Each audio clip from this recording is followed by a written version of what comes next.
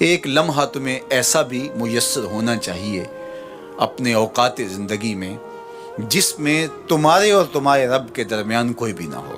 وَتَبَتَّلْ إِلَيْهِ تَبْتِيلًا، سب سے کٹ کے الگ تھلگ ہو کے بالکل یکسوئی کے ساتھ تم اپنی زندگی کے وہ لمحے اپنے رب کے ساتھ جوڑ دو۔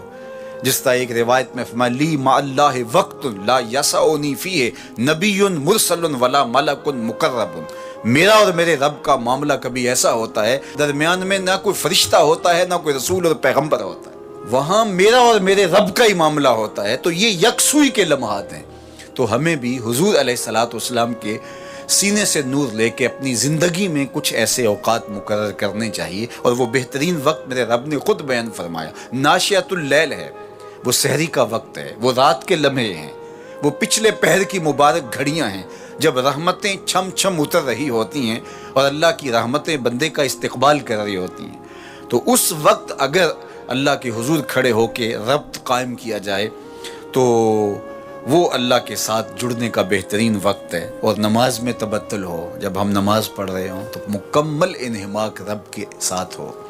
سیدنا علی المرتضیٰ رضی اللہ تعالیٰ عنہ کے بدن میں تیر لگا ہے اور وہ نماز میں مصروف ہیں اور تیر نکال لیا جاتا ہے، جب سلام پھرتا ہے تو پھر آپ کو پتہ چلتا ہے کہ یہ تو جو ہے وہ تیر تھا جو نکال لیا گیا۔ تو یہ انہماک ہے، رب کے ساتھ انہماک۔ اور وہ فرمایا گیا حدیث جبریل میں کہ اپنے رب کی اس طرح عبادت کرو کہ گویا تم اسے دیکھ رہے ہو، اور اگر یہ کیفیت پیدا نہیں ہوتی تو کم از کم یہ کیفیت تو ہو کہ وہ تمہیں دیکھ رہا ہے۔ فَاتَّخِذْهُ وَكِيلًا، اور اسی کو کارساز بناؤ، اسی پر توکل، اسی پر بھروسہ، اپنے امور اسی کے سپرد کرو۔ جب اپنے امور اپنے رب کے سپرد کرنے کا مزاج پیدا ہو جاتا ہے زندگی سوکھی ہو جاتی ہے۔ تدبیر کریں، اس کے لیے حکمت عملی ضرور آپ وضع کریں، لیکن کچھ کام کر کے اللہ پہ چھوڑ دیں۔ اگر توکل بھی یہی ہے کہ آپ گھٹنا بھی باندھیں اور سپرد اللہ کے کر دیں، اسی کی طرف سے کام ہوتے ہیں اور وہی کارساز حقیقی ہے۔ تو فرمایا کہ فَاتَّخِذْهُ وَكِيلًا، اسی کو کارساز بنا لیجئے اور اسی پر اپنے کاموں کو چھوڑ دیجئے۔ جو کشتیاں اس کے نام پر ڈال دی گئیں وہ ڈوبتی نہیں ہیں، وہ منزل تک، ساحل تک پہنچتی ہیں۔ تو ہمارا تو اتنا ہی کام ہے کہ کشتی ڈال دی، لیکن اس کو پار لگانا تو اسی کا کام ہے۔ تو اسی لیے ہم سواری پر بیٹھتے ہوئے کہتے ہیں کہ مالک اس کو مسخر تو نے ہی کیا ہے ہمارے لیے، ہمارے میں طاقت تو نہیں تھی کہ اس کو مسخر کر سکتے۔ تو یہ اس کے کرم سے ہوتا ہے، تو وہ اگر چاہے تو کوئی مشکل نہیں ہوتی۔ تو اس لیے اپنے کاموں کا کارساز اسی کو بنایا جائے۔ ایک بزرگ تھے، وہ دریا کنارے وضو کر رہے تھے، ایک بچھو تھا جو ایک لکڑی پر تیرتا ہوا، کبھی پانی کے ہچکولوں سے وہ ڈوبتا بھی اور کبھی لکڑی کو تھام لیتا، یوں پانی کے بہاؤ پہ جا رہا تھا۔ تو ان بزرگوں نے دیکھا تو ہاتھ ڈال کر کے اس کو نکالنا چاہا، تو اس نے اپنی فطرت کے مطابق ان کے ہاتھ پہ ڈنگ مار دیا۔ درد کی شدت سے ہاتھ جھٹکا تو وہ گر گیا، تو پھر ڈوبنے لگا تو پھر پکڑا اور پھر اس نے ڈنگ لگا دیا۔ 7 مرتبہ اس نے ڈنگ مارا، اور آپ اس کو نکال کے 8ویں مرتبہ باہر نکالنے کی کوشش کر رہے ہیں۔ تو مرید نے کہا جو پاس بیٹھا تھا، حضرت یہ بار بار آپ کو ڈنگ مارتا ہے اور آپ اس کو نکالنے کے لیے کوشاں ہیں۔ فرمایا وہ اپنی بری فطرت سے باز نہیں آتا، میں اپنی اچھی عادت سے باز کیسے آ جاؤں؟ تو لوگوں کے ساتھ رویہ اچھا رکھے، وہ جو بھی رویہ رکھے۔ ہم کہتے ہیں کوئی اینٹ اٹھائے گا تو ہم آگے سے پتھر اٹھائیں گے، تو یہ کیا کمال ہوا؟ لوگ کہتے ہیں تم 1 قدم پیچھے ہٹو گے میں 10 قدم پیچھے ہٹوں گا، تو یہ کیا کمال ہوا؟ تم کہو میاں تم جتنے مرضی قدم پیچھے ہٹو، میں بھاگ کے تمہارا دامن پکڑ لوں گا، تمہیں جانے نہیں دوں گا، ایک دن تجھ کو بھی جیت لوں گا محبت کے زور پہ۔ ہم کہتے ہیں کہ فلاں میرے ساتھ اچھا سلوک کرتا ہے تو میں بھی اچھا کرتا ہوں، فلاں کا سلوک میرے ساتھ اچھا نہیں ہے تو ٹھیک ہے، جس طرح وہ چلتا ہے میں بھی اسی طرح چل رہا ہوں۔ یہ تو پھر برابری ہوئی۔ اگر کوئی برائی کے ساتھ معاملت کرتا ہے تو آپ بھی اس کے ساتھ ایسے ہی کرتے ہیں، تو برائی میں برابر ہے۔ اور اگر آپ کے ساتھ کوئی اچھا سلوک کرتا ہے تو آپ بھی اس کے مقابلے میں اچھا کرتے ہیں، تو پھر بھی آپ برابر ہیں، لیکن اچھائی میں برابر ہے۔ تیسری صورت یہ ہے کہ کوئی آپ سے اچھا سلوک کرتا ہے اور آپ اس سے برا سلوک کرتے ہیں، یہ بدترین صورتحال ہے۔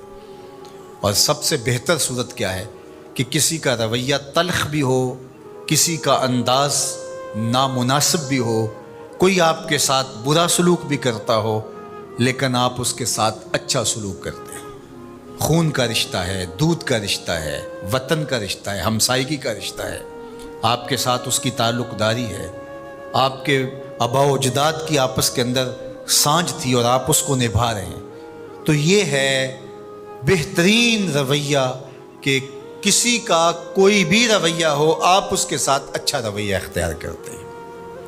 हज़रत उक़बा बिन आमिर रज़ी अल्लाह ताला अन्हु को हुजूर ने इरशाद फरमाया था, सिल मन क़तअका वात मन हरमका वाफ़ु अम मन ज़लमका।